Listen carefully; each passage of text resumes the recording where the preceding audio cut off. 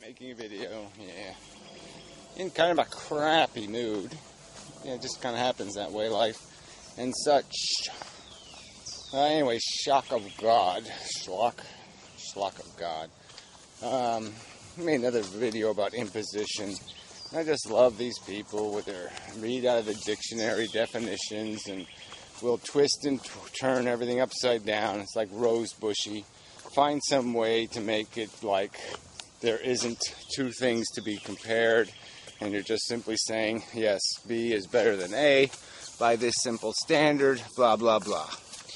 And so, we have talked about this word imposition. I think it's a perfectly good word to describe the process of having children.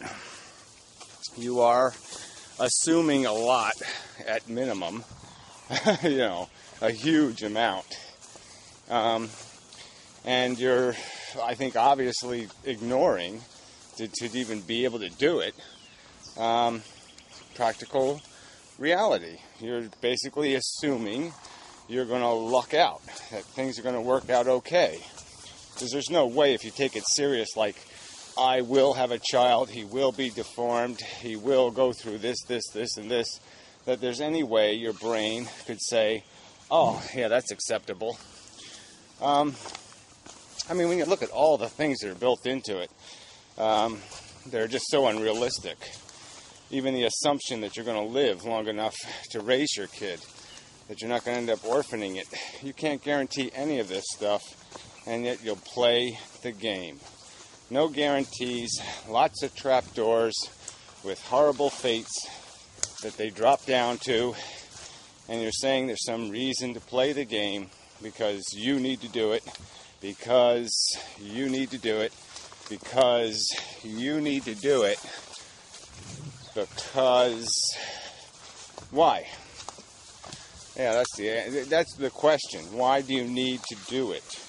Do you really think there's an urgent need for human beings to exist on planet Earth? There's an urgent need. It's required.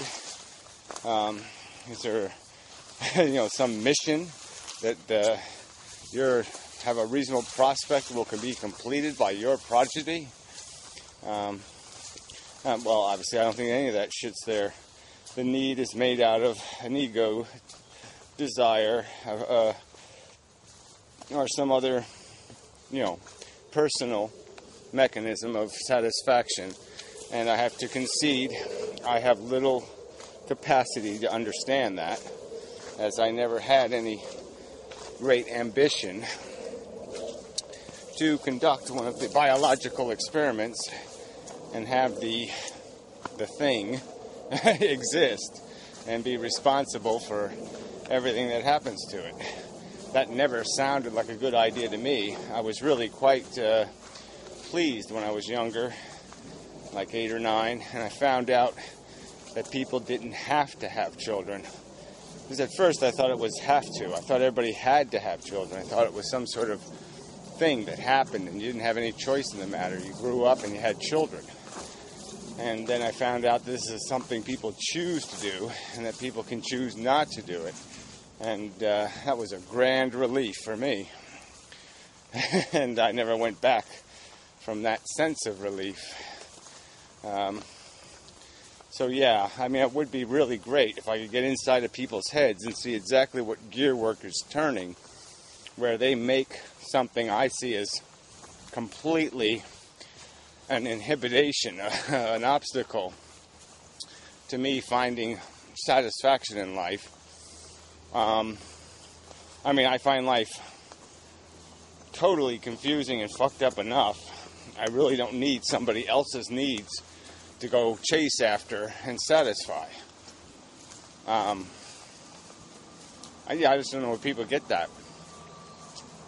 Popcorn. Where do they find the need to, or the want, or the desire to take on this duty? Isn't there so much to do in the world? There's just so many things that just cry out and say, go try to do that really well. There's lots of do-that's. Why would needling be on my list? Why would this mundane task, be something I'd want to be burdened with. Yeah, it just doesn't calculate in my brain at all. So yeah, I really would like to be privy to the gear work of schlock of God and people like him who are selling the idea that there's something reasonable in this behavior, that somehow it has some sort of real substantive whatever adventure nature. You know, and that somehow is so much better than all that stuff you could self-actualize yourself by doing in the world, like researching or doing science, or you know, even becoming the greatest masturbator in the history of masturbators. I mean, I can just think of an awful lot of things I'd rather do than worry about children. Yeah. Anyway, fuck it. Yeah, I give up. Yeah, so I mean, it's just the nature of it. I mean, just to sit there and try to argue out of the word imposition as if there's not an imposition, as if there's something making it happen. There isn't. It's a choice that humans make. Clearly, they have a choice not to do it. So it's an act of volition where they are imposing a concept, an idea, a notion on someone else's destiny. And it's just the truth. You can't get away from it.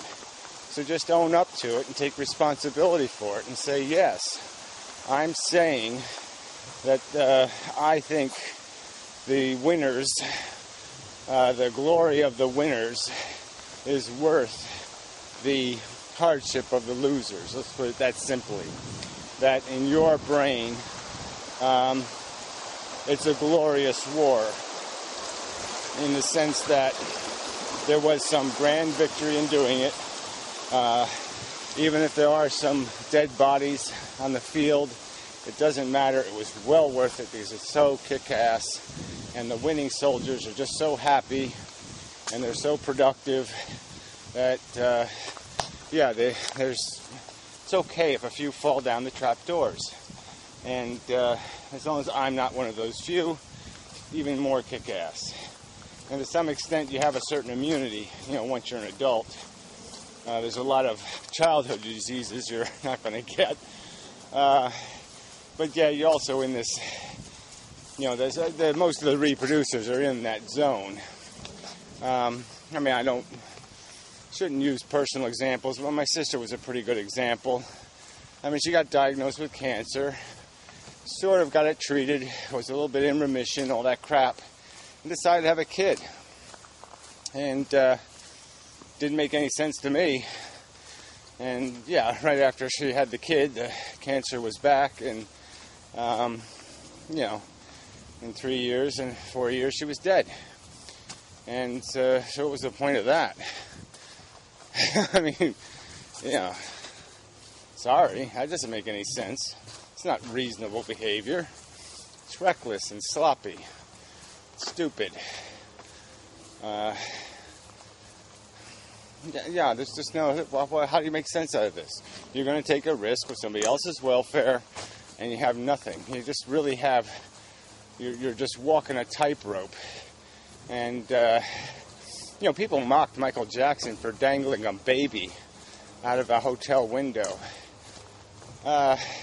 Is what procreators generally do any worse? Aren't they really doing exactly the same thing? They take risk all over the place. They accept risk all over the place.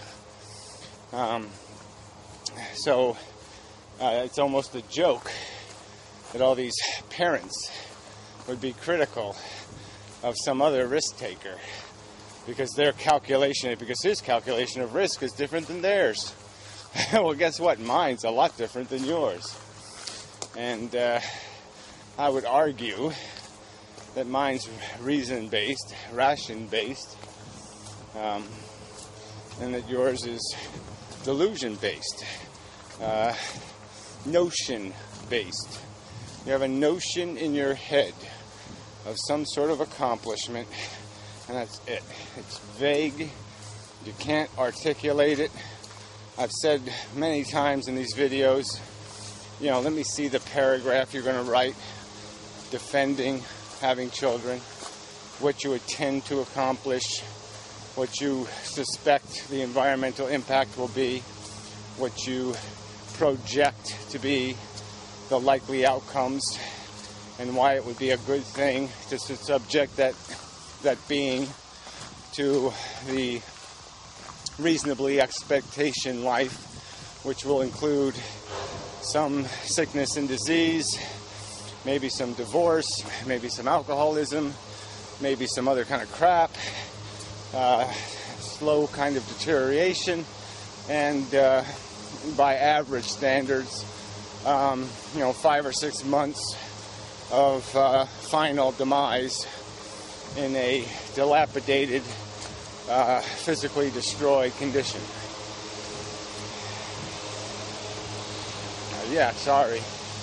Don't see that as being something you could sell me. I'm not going to say, go ahead and do it. Why would I do that? It's stupid. Leaf blowers are so fucking obnoxious. Shit. I should just shoot these people. I mean, come on. I mean, really, if you can hear something a half mile away, you shouldn't be allowed to use it. Anyway, I mean, that's really terrible. I can't even hear myself think, so to speak. And I'm hundreds of feet away. Hundreds.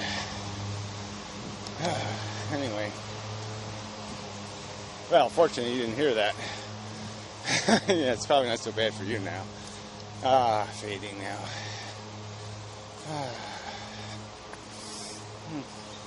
So anyway, I am sort of just thinking about this thing of, how to glean more information from these people I'm arguing with, because I don't think they're being honest. This convoluted logic, why are they so desperately perverting logic? Why don't they just come out and say why they think life is so cool? Why they think the victory is worth all the defeat? Why do they think the greatest day a human has experienced on this planet right now and the worst day being experienced by a human on this planet, somehow, if you add those two, the plus is somehow better than the minus? I think you've got to know that isn't true. That the worst day is so much fucking more heavy in terms of its negative weight than the positive value of the human having the best day.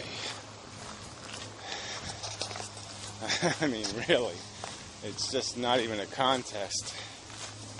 And I just don't understand how people can be so hostile to the suggestion that this needs to be hashed out. It needs to be analyzed and picked at in some sort of reasonable way. But it's totally unproductive to sit there and twist words so they don't mean anything anymore. To oblige the people arguing to say, well, I don't mean an imposition deliberately constructed to suit the needs and purposes of the being you're imposing upon. I mean, obviously it's not an imposition if I spend hours and hours figuring out what somebody needs and I give them what they need. That's not really imposing. There should be another word for that. But it doesn't matter. Like I said, the meaning is understood in the context of the conversation. I mean, we're obviously talking about a non-consensual imposition of a perception of life that is assumed, not proven, not demonstrated, just assumed. And in the knowledge that there is a likelihood, there is a probability that there is the risk of that in 1 in 4 cases or 1 in 5 cases, this procreative activity will not be appreciated. The individual will be lukewarm on their existence or hostile to it. I'd almost say that's 50% of the population, but it doesn't really matter the percentages. It really doesn't. I wouldn't feel comfortable creating one victim for a ride I didn't need to go on. If I'm going to go to an amusement park and we're going to drag somebody along who's going to hate it, I would be focused. My attention would be focused on that individual who's going to hate it. And if there was no way to get around that, I wouldn't go. Because that imposition is obnoxious and rude and stupid. I wouldn't want somebody to do that to me. I wouldn't want them to force me to do something I found obnoxious and abhorrent. So that's sort of these natalists have to imagine a world where they have imposed upon them a life circumstance they find obnoxious and abhorrent. The fact that they don't find, a world full of scumbags, this wheeling, dealing, consuming, exploitationist, disgusting world abhorrent is, I can only argue is a character defect. But I'm sure they can imagine a world where they're in slavery or where they're bred to be, of a prostitute. They're sold by their parents or something into prostitution at 10 years old, where they can imagine they would rather not have that imposed upon them. But they won't even acknowledge that people have a right, an intellectual right, to find this offensive, disgusting, and obnoxious. And so they'll keep pretending their aggression is okay. It's not a crime to force it, to impose it, because they're not going to acknowledge the legitimacy of the counter perception and such.